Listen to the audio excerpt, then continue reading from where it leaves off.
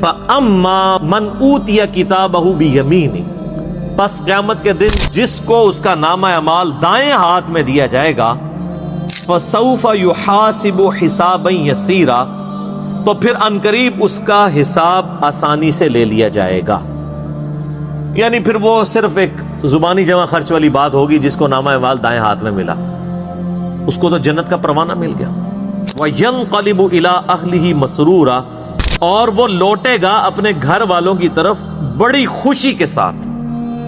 یعنی دنیا میں بھی جب کوئی شخص کوئی ڈگری حاصل کر لیتا ہے، کوئی کامیابی حاصل کر لیتا ہے، تو ہر ایک کو دکھاتا پھرتا ہے، یہ دیکھو میں کامیاب ہو گیا ہوں. تو قیامت والے دن بھی ظاہر ہے کہ وہ الٹیمیٹلی سب سے بڑی ڈگری تو وہ ہے نا، اصل کامیاب ہوا جو آخرت میں کامیاب ہوا. دنیا میں چاہے کوئی شخص گمنامی کی موت مر گیا کسی فٹ پاتھ کے کنارے، اس کو لاوارث لاش کے طور پہ بغیر کفن کے بھی دفنا دیا گیا، تو قبر میں اسے جنتی کفن مل جائے گا.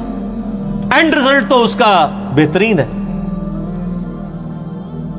اور دنیا میں کسی ٹھاٹ کی زندگی کسی نے گزاری، مرنے کے بعد چاہے اس کی قبر جو ہے وہ سونے کی بھی بنا دی جائے، اس کے اندر جو اس پہ حالات وارد ہونے ہیں وہ تو کوئی نہیں بدل سکتا.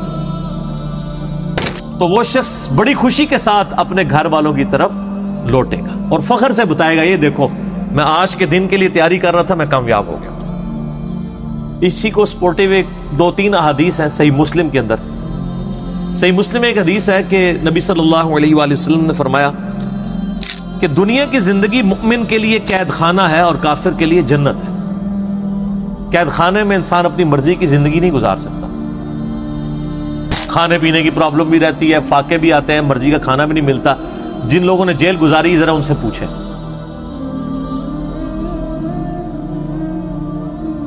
اور کافر اپنی مرضی کی زندگی گزارتا ہے، اس لیے اس نے دنیا کو جنت بنایا. اور ایک اور حدیث ہے صحیح مسلم میں کہ دنیا اور آخرت کی مثال ایسے ہے جیسے کوئی شخص اپنی انگلی سمندر میں ڈبوئے، اس کے ساتھ جو پانی لگے گا وہ دنیا کی زندگی ہے، اور سمندر انفینٹ نہ ختم ہونے والی آخرت کی زندگی. کمپیریزن ہی کوئی نہیں ہے دونوں کا.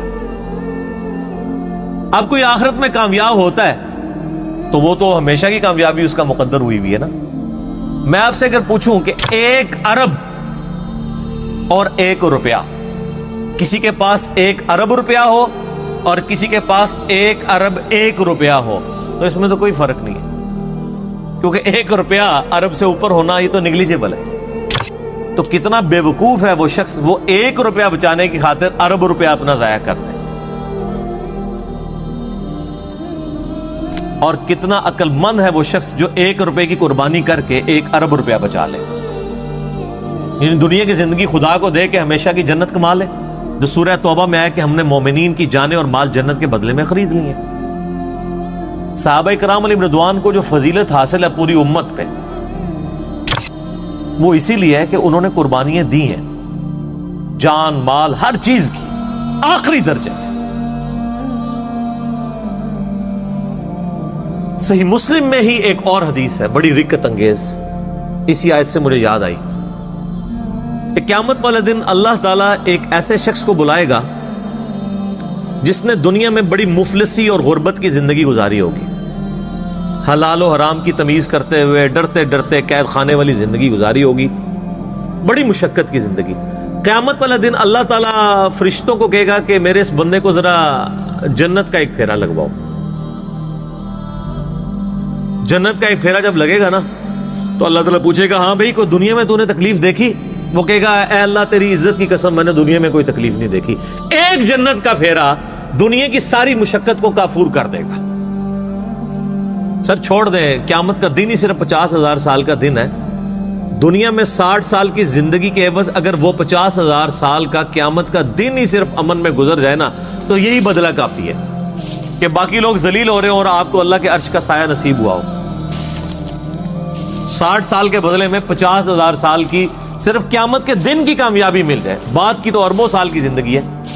اور دنیا میں 60 سال میں عیاشی میں، اور 60 سال بھی کیا عیاشی کے گزارنے ہوتے ہیں، اس کو بھی آپ نیٹ کیلکولیشن کریں تو چند ایک سال ہی بنتے ہیں. سونے کے اوقات نکال دیں، بچپن کے اوقات نکال دیں. اس کے بدلے اور کوئی عذاب نہ بھی ہو، قیامت کے دن کا 50,000 سال کا دن ہی عذاب میں کاٹنا پڑ جائے تو یہی بہت بڑا عذاب ہے. اللہم اجرنا من النار، آمین.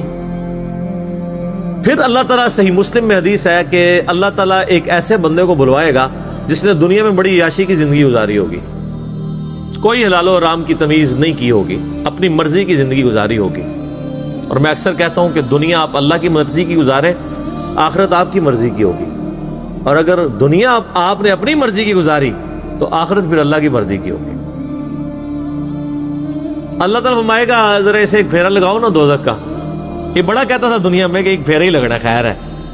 کہتے ہیں نا مسلمان، یہودیوں سے ہی مستعار لی ہوئی ہے نا یہ چیز. یہودی بھی یہی کہتے تھے کہ اگر اللہ نے ہمیں دوزخ میں بھیجا تو چند دن کے لیے بھیجے گا، الٹیمیٹلی تو ہم بخشے بخشائے ہیں.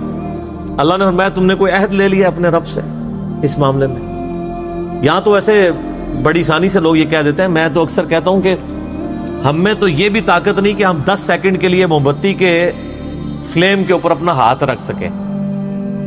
جو شخص اتنا کمزور ہو وہ یہ دعویٰ کرے کہ خیر ایک پھیرا ہی لگے گا. سورہ الفرقان میں اللہ تعالیٰ فرماتا ہے کہ دوزخ تھوڑی دیر کے رہنے کے لیے بھی اور زیادہ دیر کے لیے بھی بدترین جگہ ہے، لیکن مسلمان کہتا ہے ایک پھیرا ہی لگے گا. کوئی 10 سیکنڈ کے لیے موم بتی کے فلیم پہ ہاتھ رکھ سکتا ہے؟ بخاری مسلم کے الفاظ ہیں، نبی علیہ السلام فرمایا کہ آخرت کی آگ دنیا کی آگ سے 70 گنا زیادہ تیز ہے. اس آگ میں صرف 10 سیکنڈ کے لیے ہاتھ نہیں رکھا جانا، پتہ نہیں کتنے عرصے کے لیے پھینکا جانا ہے، اور آپ کہتے ہیں ایک پھیرا ہی لگے گا. ہم دنیا میں اس سے بھی آسان مثال دیتے ہیں. اگر کوئی شخص کہتا نا ایک پھیرے سے کیا فرق پڑتا ہے، اسے کہیں کہ ہم آپ کو ایک فجر کی نماز چھوڑنے پہ صرف ایک پھیرا لگاتے ہیں فجر سے لے کے زور تک کا، ایک ایسے کمرے میں جو کمرے کا سائز ہوگا 10 فٹ بائی 10 فٹ، اس میں 100 کوبرا سانپ ہوں گے، 100 بچھو ہوں گے، 100 اژدہا ہوں گے، بس ایک ہی پھیرا لگنا ہے فجر سے زور تک. تو تصور سے انسان کو لگ پتا جاتا ہے. تو اس کا مطلب یہ ہے آخرت چونکہ دنیا نقد ہے فوراً بندے کو خوف آتا ہے، آخرت ادھار ہے. انسان کہتا ہے نہیں خیر ہے دیکھی جائے گی، چھاٹ ہی دے گا، کچھ بھی ہے اللہ تیرے محبوب کی امت سے. بولے اعوذ باللہ تعالی. تو اللہ تعالیٰ، صحیح مسلم کے الفاظ ہیں، اس جو بندہ کہتا تھا نا دنیا میں خیر ایک پھیرا ہی لگے گا، اللہ تعالیٰ کہے گا ذرا اس کو ایک پھیرا لگواؤ نا دوزخ کا. بڑی عیاشی کی اس نے دنیا میں. جب دوزخ کا ایک پھیرا لگے گا تو اللہ تعالیٰ پوچھے گا ہاں بھائی کوئی دنیا میں خیر دیکھی تو نے؟ کیا اللہ؟ وہ کہے گا اللہ تیری عزت کی قسم میں نے دنیا میں کوئی خیر نہیں دیکھی. دنیا کی ساری عیاشی دوزخ کے ایک پھیرے سے کافور ہو جائے گی. صرف پھیرا، ابھی تو پرماننٹلی جو اس نے جانا ہے وہ علیحدہ معاملہ ہے. تو یہاں کس طرح لوگ کہہ دیتے ہیں. اب اس پورے تناظر میں اس آیت کو اگر آپ سمجھیں کہ جسے دائیں ہاتھ میں نامہ اعمال دیا جائے گا اس کا حساب آسانی سے لیا جائے گا اور وہ بڑی خوشی کی حالت میں اپنے گھر والوں کی طرف لوٹے گا.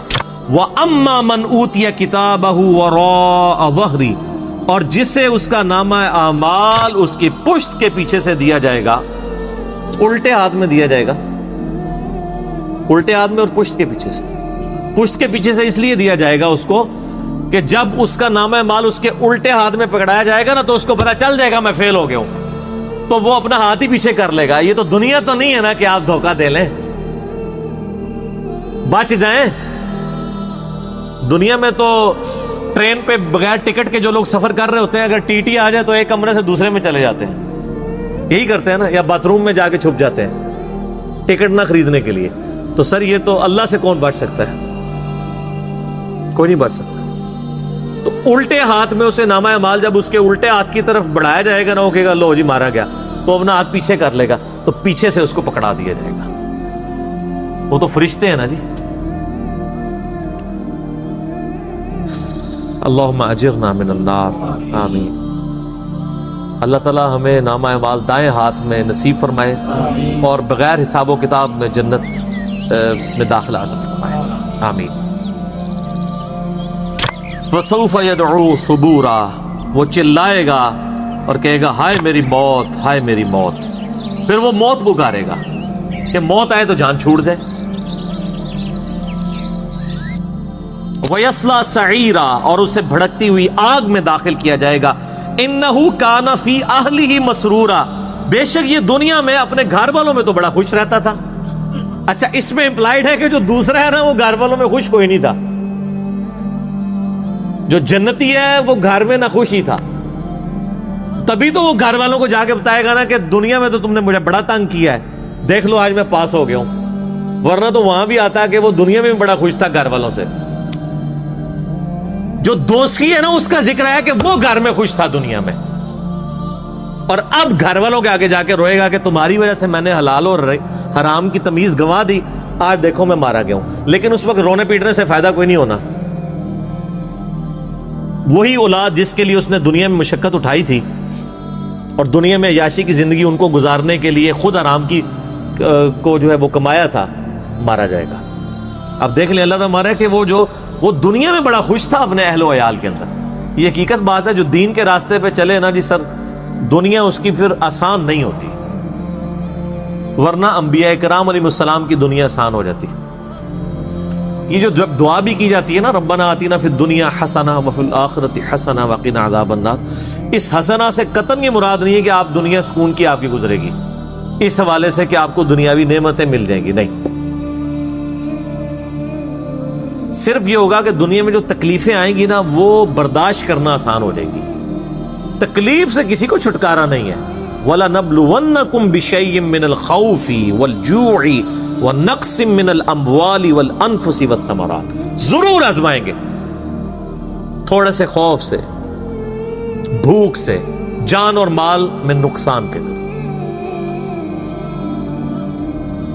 ہمیں بظاہر بڑے آسودہ حال نظر آنے والے لوگ بھی اگر آپ ان کی پرسنل لائف میں جائیں تو انہیں دنیا میں بڑی تکلیف ہوتی ہے. ہمیں نظر آ رہا ہوتا ہے کہ یہ بندہ دین کے ساتھ جڑا ہے تو شاید بڑے سکون کی زندگی گزار رہا ہے. ہر بندے کی اپنی ایک سٹوری ہوگی. خیر دین سے جڑے یا نہ جڑے تکلیفیں تو آنی آنی ہیں، لیکن دین کے ساتھ جڑے ہوئے ہوں گے تو تکلیفوں کو سہنا آسان ہو جائے گا، دنیا حسنہ بن جائے گی، صبر نصیب ہو جائے گا. سیدنا ابو ذر غفاری رضی اللہ تعالیٰ عنہ علیہ السلام کی پوری زندگی تکلیف سے معمور ہے. میرا یوٹیوب پہ کلپ بھی ہے، کبھی آپ کو موقع ملے. میں رات کو اپنا وہ کلپ دوبارہ دیکھ رہا تھا، بڑا رکت انگیز کلپ ہے سیدنا ابو ذر غفاری کے اوپر، ان کی لائف کے اوپر. مستدرک الحاکم میں جب ابو ذر غفاری کے اوپر چیپٹر باندھا ہے نا انہوں نے، امام حاکم نے، اور احادیث لے کے آئے تو پہلی حدیث آپ کو پتہ ہے کون سی لے کے آئے ہیں؟ یہی والی جامعہ ترمذی کی، کہ سب سے زیادہ تکلیفیں انبیاء پہ آتی ہیں، اس کے بعد ان پہ جو انبیاء کے بعد اللہ کو محبوب ہوتے ہیں. حضرت ابو ذر غفاری کی فضائل اور ان کی زندگی کے حالات پہ حدیثیں لکھنے سے پہلے انہوں نے چیپٹر کی ہیڈنگ بنا کے نا ابو ذر غفاری کا بیان، پہلی حدیث یہ، حالانکہ اس حدیث میں حضرت ابو ذر غفاری کا ذکر نہیں تھا، لیکن انہوں نے بتایا کہ اب آئندہ جو تم حدیثیں پڑھو گے نا وہ اس تناظر میں سمجھنا کہ ابو ذر غفاری کی زندگی غم سے معمور اس لیے ہے کہ نبیوں کے بعد اس کا مرتبہ ہے. جامعہ ترمذی میں حدیث ہے صحیح سند سے، اس نیلی چھتری آسمان کے نیچے ابو ذر غفاری سے زیادہ سچا انسان نبی علیہ السلام نے فرمایا کوئی نہیں ہے. یار اللہ کے نبی جو صادق اور امین ہے، وہ جس شخص کے بارے میں کہہ رہے ہو کہ آسمان کے نیچے سے زیادہ سچا انسان کوئی نہیں. اور ترمذی میں حدیث ہے، نبی علیہ السلام نے فرمایا کہ اس نیلی چھتری آسمان کے نیچے میری امت میں عیسیٰ ابن مریم کی مثل دنیا سے زہد پہ اگر کوئی ہے تو ابو ذر غفاری ہے. عیسیٰ کی مثل. حضرت عیسیٰ ابن مریم کے بارے میں روایتوں میں ملتا ہے کہ وہ دنیا سے اس قدر زہد اختیار کیے ہوئے تھے کہ وہ برتن بھی پانی پینے کا استعمال نہیں کرتے تھے. وہ کہتے تھے یہ بھی دنیا کا مال ہے، ہاتھ سے پانی پیا کرتے تھے. تو نبی علیہ السلام فرمایا میری امت میں یعنی دنیا کو 3 طلاقیں دینے والا اور آخرت کی طرف رجوع رکھنے والا، دنیا سے زاہد اگر کوئی شخص عیسیٰ ابن مریم کی مثل ہے تو ابو ذر غفاری ہے. تو سر پھر یہ لوگ جب قیامت والے دن اللہ کے حضور پیش ہو رہے ہوں گے تو پھر دنیا دیکھے گی نا، جیتا وہ جو اس دن جیت گیا اور ہارا وہ جو اس دن ہار گیا. تو اللہ تعالیٰ فرماتا ہے کہ یہ دنیا میں بڑا عیاشی میں تھا. انہ ظن ان لن یحور، وہ تو دنیا میں خیال کرتا تھا اسے لوٹ کے گویا اللہ کے پاس آنا ہی نہیں ہے. باقی ہمارے مسلمانوں کی اکثریت بھی ایسی زندگی گزاری ہے گویا کہ اللہ کے سامنے پیش ہی نہیں ہونا. بلے شاہ سا مرنا نہ ہی گور پہ کوئی اور. کتنے جنازے اٹھاتے ہیں یہ کبھی تصور ہی نہیں آتا. حسن بصری فرماتے ہیں رحمہ اللہ تعالی، تابعی ہیں، حضرت سیدنا حسن ابن علی کے شاگرد بھی ہیں. وہ کہتے ہیں کہ میں نے صحابہ اکرام کا زمانہ ایسا پایا کہ میت جب اٹھتی تھی نا تو ہر شخص ہی رو رہا ہوتا تھا. نئے آنے والے بندے کے لیے مشکل ہوتا تھا کہ میں تعزیت کس سے کروں, کہ ان میں سے کون ہے بندہ جس کا رشتہ دار مرا ہوا ہے. ہر بندہ ہی رو رہا ہوتا تھا, اس لیے کہ وہ اپنی قبر کو یاد کر رہا ہوتا تھا. تو نئے بندے کے لیے تعزیت کرنا مشکل ہو جاتی تھی کہ مریا کی دے وچوں, سارے ہی رو رہے ہوتے تھے. ظاہر ہے جی صحابہ کا زمانہ نبی الاسلام سے متصل, انہوں نے حضور کی صحبت کی ہوئی تھی. صحیح مسلم میں حدیث ہے کہ عبداللہ بن عمر کہتے ہیں کہ نبی الاسلام نے میرے کندھے پہ یوں ہاتھ رکھ کے نا جھٹکا دیا اور فرمایا کہ عبداللہ اپنے آپ کو مردوں میں شمار کرنا, زندوں میں نہیں. تو وہ تو ہر وقت جان ہتھیلی پہ رکھ کے پھر رہے ہوتے تھے. صحیح بخاری میں حدیث ہے, آپ ایک چوراہے سے گزرے, کچھ لوگ ہنس رہے تھے صحابہ میں سے, آپ رک گئے, آپ نے فرمایا کہ جو میں جانتا ہوں اگر تم جانتے تو بہت کم ہنستے زندگی میں, زیادہ روئے ہی کرتے. تو جن لوگوں نے یہ ساری چیزیں آبزرو کی ہوئی تھی نا نبی علیہ السلام کی مبارک زندگی سے, ان کی پھر حالت یہی ہوتی تھی. انسان کو یہ کبھی گمان ہی نہیں ہوتا کہ اس نے لوٹ کے بھی اللہ کے پاس جانا ہے. بلا کیوں نہیں, ان ربہ کان بہ بصیرا, بے شک تیرا رب تو خوب دیکھ رہا تھا جب وہ اعمال کر رہے تھے. دنیا میں بے شک جتنی مرضی یاشی کی ہے وہ کہیں نوٹ ہو رہی تھی, تیرا رب دیکھ رہا تھا. اور وہ رب کا ہی حوصلہ ہے کہ دیکھ رہا ہے اور ڈھیل دیتا رہتا ہے, لیکن جب پھر کھینچے گا نا تو پھر کسی کا لحاظ نہیں ہے. بخاری مسلم کی حدیث ہے, اے میری بیٹی فاطمہ, میرے مال سے جو کچھ لینا ہے لے لے, اگر اللہ نے تجھے پکڑ لیا قیامت کے دن میں تجھے اللہ سے چھڑا نہیں سکوں گا. اے میری پھپھی صفیہ, میرے مال سے جو لینا ہے لے لے, اگر اللہ نے تجھے پکڑ لیا تو میں اللہ کے حضور تیرے کچھ کام نہیں آؤں گا. اے میرے چچا عباس, ایک ایک رشتہ دار کو آپ نے, پھر آپ نے کہا اے بنو ہاشم, میرے خاندان کے لوگوں. آپ لوگ کہہ رہے ہیں کچھ بھی ہے تیرے محبوب کی امت سے ہیں, اور محبوب کے جو رشتہ دار ہیں خونی رشتہ دار, ان کو حضور کہہ رہے ہیں کہ میرے مال سے جو لینا ہے میں تمہیں دے سکتا ہوں, اگر اللہ نے پکڑ لیا تو میں تمہارے کچھ کام نہیں آؤں. پیر فقیر تے ویسے ہی سائڈ تے کر دو, انہوں نے کھنگڑ ہی نہیں کسی نے دینا. جدھر شافع محشر صلی اللہ علیہ وآلہ وسلم یہ بات کر رہے ہیں, کیونکہ شفاعت بھی اللہ کی اجازت سے ہونی ہے جس کے لیے اللہ حکم فرمائے گا. دھونس کے ساتھ شفاعت بھی نہیں, شفاعت بالاذن ہے.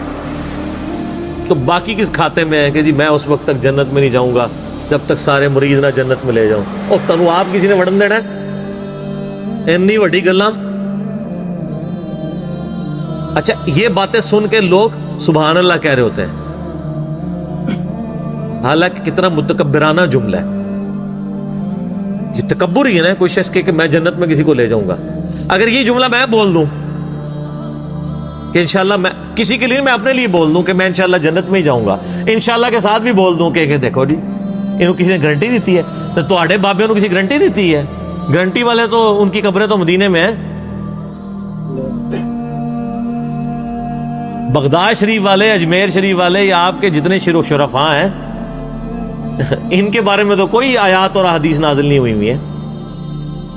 ہم اس نے ظن رکھتے ہیں کہ اللہ تعالیٰ بخشتے, لیکن آپ کسی کو کلین چٹ تو نہیں دے سکتے. اچھا یہی آیات ہیں, ان کے کانٹیکسٹ میں ایک بڑی رکت انگیز حدیث ہے بخاری اور مسلم دونوں میں. سیدہ عائشہ کہتی ہیں کہ نبی علیہ السلام نے فرمایا قیامت کے دن جس کا حساب کتاب شروع ہو گیا وہ مارا گیا. ہائے ہائے ہائے. تو ام عائشہ کہتی ہیں یا رسول اللہ, قرآن میں تو سورہ انشقاق میں یہ آیات آئی ہیں کہ فسوف یحاسب حسابا یسیرا, کہ جو جس کا نام مال دائیں ہاتھ میں دیا جائے گا اس کا حساب آسان ہوگا. تو میں تو یہی سمجھتی ہوں کہ جس کا نامہ مال دائیں ہاتھ میں دیا جائے گا حساب اس کا بھی ہوگا, اور جس کا نامہ مال بائیں ہاتھ میں دیا جائے گا حساب اس کا بھی ہوگا. اور آپ فرما رہے ہیں کہ جس کا حساب کتاب شروع ہو گیا وہ مارا گیا. تو آپ نے فرمایا عائشہ یہ حساب وہ حساب نہیں ہے, یہ تو بس صرف سرسری بات ہوگی. جس کا حساب شروع ہو گیا اور اللہ نے پوچھ دیا یہ کیوں کیا, وہ مارا گیا. یہ جنتی وہ ہوں گے جن کا حساب ہونا ہی نہیں ہے. یہ جو ہے نا ان کا حساب آسان ہوگا. حساب آسان یہ ہے کہ ٹوٹل پورا, اچھا جی ہاں جی نیکیاں 1 ارب, گناہ 1 کروڑ, ٹھیک ہے جی بس. لیکن اگر پوچھ لیا کہ یہ کیوں کیا, وہ مارا گیا. تو آپ اندازہ لگائیں کہ نبی علیہ السلام نے کتنے سخت لفظ استعمال فرمائے ہیں کہ جس کا حساب شروع ہو گیا وہ مارا گیا.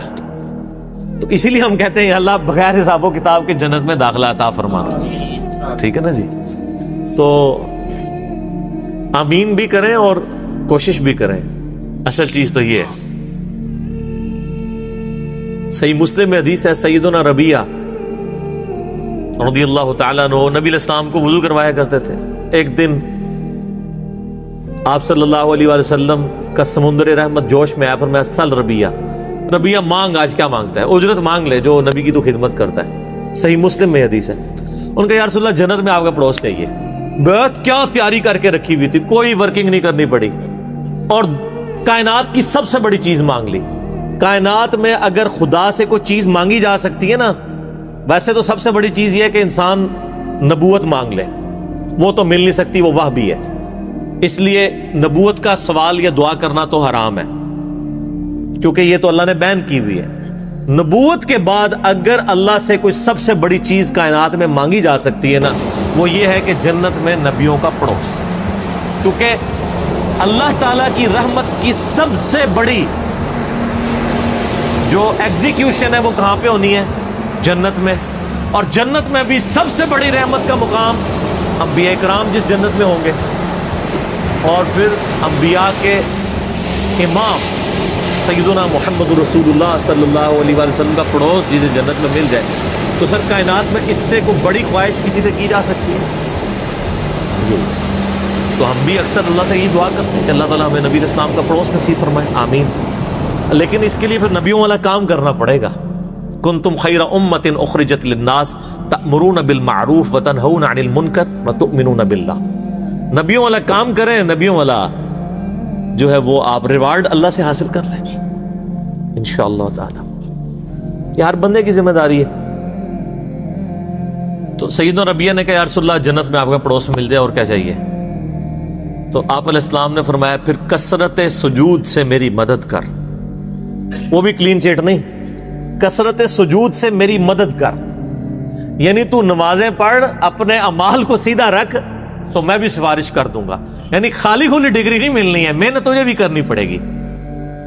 کثرت سجود سے میری مدد کر تو جنت میں تجھے پڑوس مل جائے.